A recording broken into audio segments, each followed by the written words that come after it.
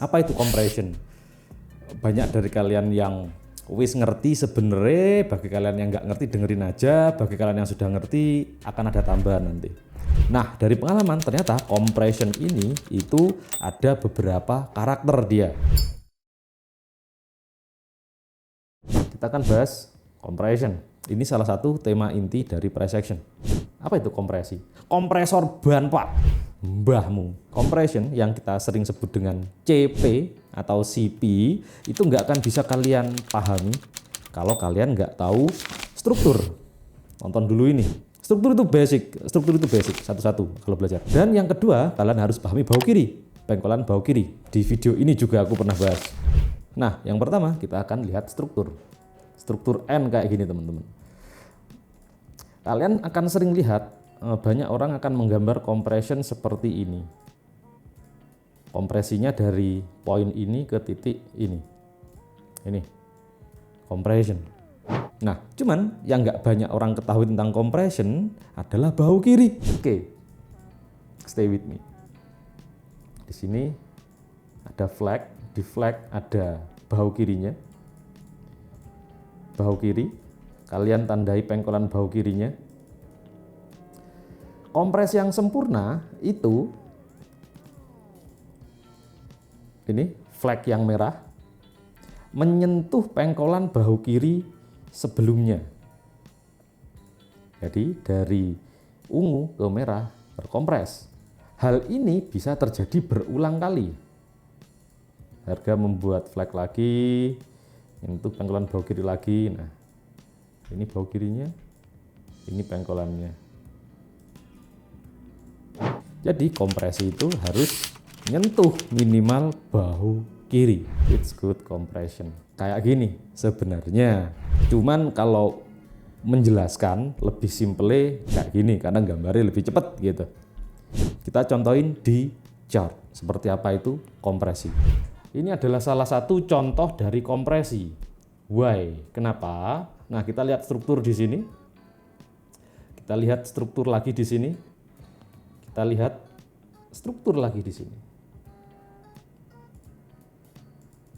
Nah, meskipun teman-teman, meskipun tidak kelihatan beautiful, nggak kelihatan perfect kayak di teori, tapi jika masuk kriteria ngambilin bahu kiri terus-menerus, itu disebut kompresi. Nah, di chart kelihatannya seperti ini. Kelihatannya seperti ini. Cuman kalau kalian lihat, sebenarnya seperti ini. Ini merupakan kompresi. Kalau kita bedah, maka kalian akan lihat bahu kiri, pengkolan bahu kiri juga, pengkolan bahu kiri diambil, pengkolan bahu kiri taruh. Saling ngambil pengkolan bahu kiri. Ini kompresi.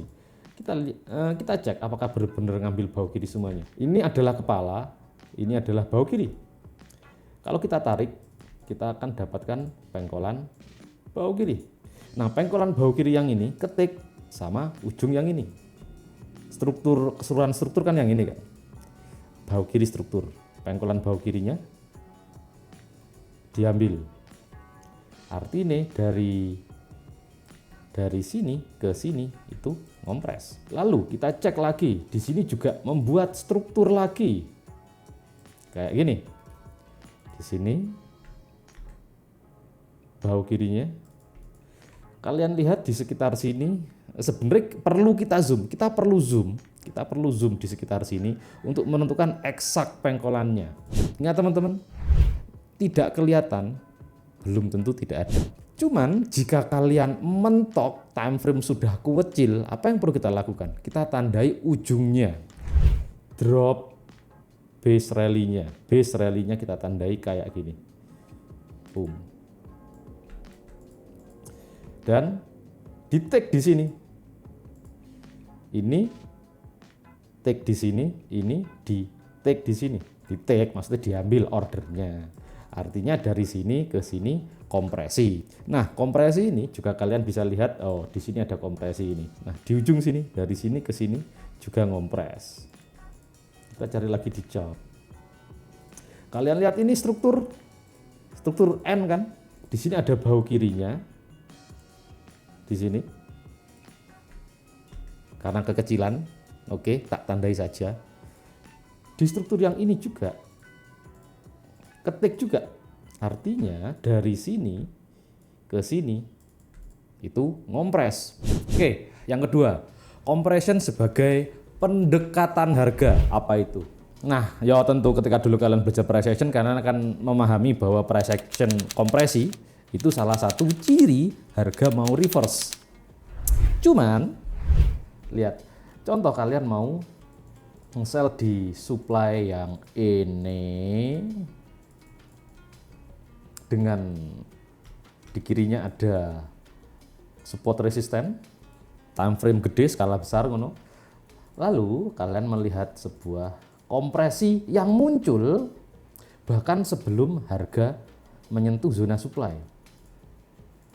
Drag ini adalah salah satu ciri yang bagus ketika kalian mau nge-sell di supply. Pendekatan harga nih ngompres kayak gini. Cuman ingat, kalian pahami dulu kompresi bahu kiri yang tadi loh ya, saling taking bahu kiri. Jadi nggak asal. Nah, di posisi ini struktur terakhir dari kompresi yang ini itu adalah target awalnya jika kalian mau touch trade tanpa konfirmasi. Jika kalian mau konfirmasi, maka flag alias pengkolan alias struktur ini harus di broken. 1 pip saja buy shadow atau body whatsoever, setengah pip saja ngebroken, itu adalah konfirmasi. Dan kalian tahu targetnya mana di akhir sebuah kompresi itu. Nah, cuman gimana jika kompresi itu terjadi tapi zona supply-nya itu masih di atas, tapi sudah terjadi kompresi ini. Apa yang terjadi? What happened? Contoh kompres. Kalau supply-nya yang kuat di atas, harga akan jepat dulu ke atas. Fenomena ini dinamakan sebagai CPLQ. Pernah dengar kan? Istilah.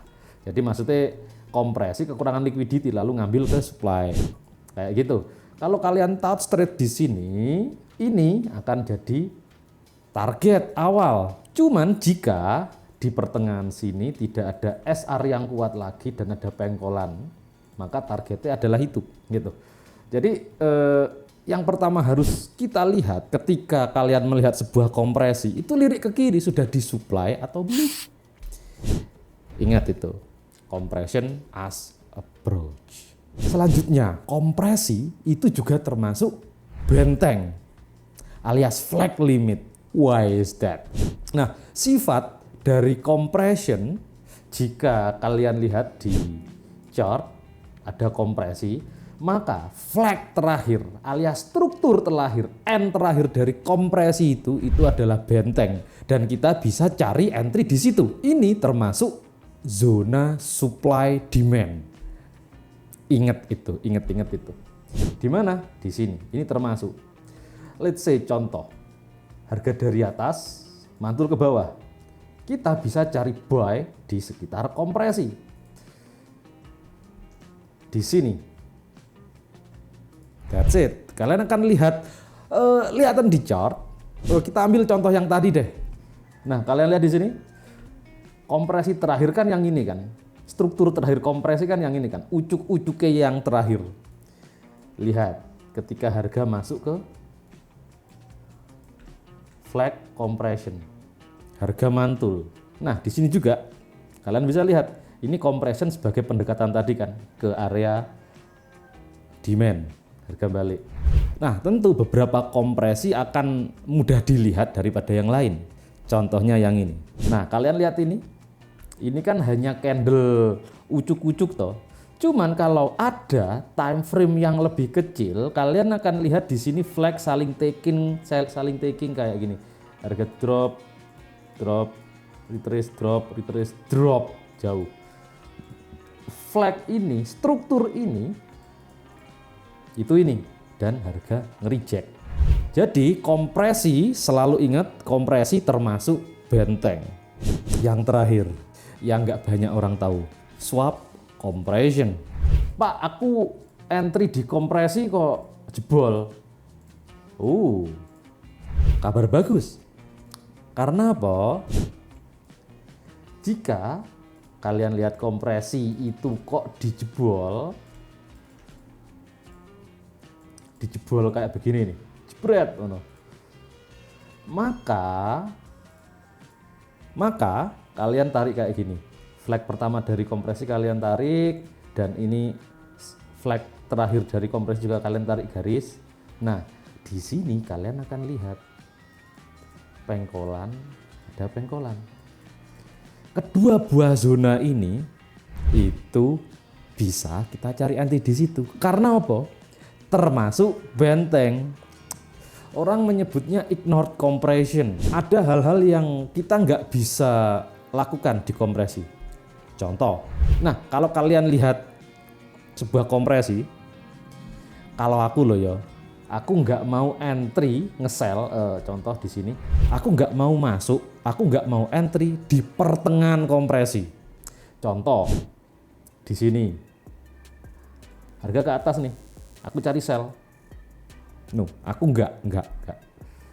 Waktu yang tepat untuk entry compression itu adalah ketika berada di zona ini.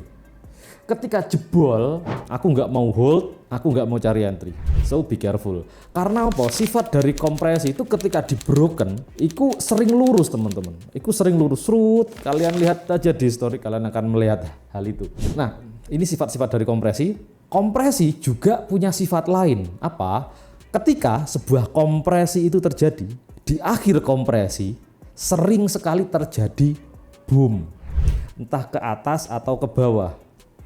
Lihat, kalian lihat ini, dari sini sampai sini itu ngompres, dan lihat harga boom ke atas.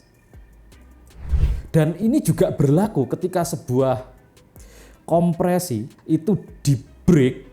Contoh ya, ketika sebuah kompresi itu di broken, ini kompresi, ceruk, ketika harga ngebreak, flag terakhir dari kompresi, jarang banget retrace jauh. Yo, yang kita harapkan ada retracement ke atas kan, untuk entry harga yang lebih baik kan. Cuman biasanya langsung junam.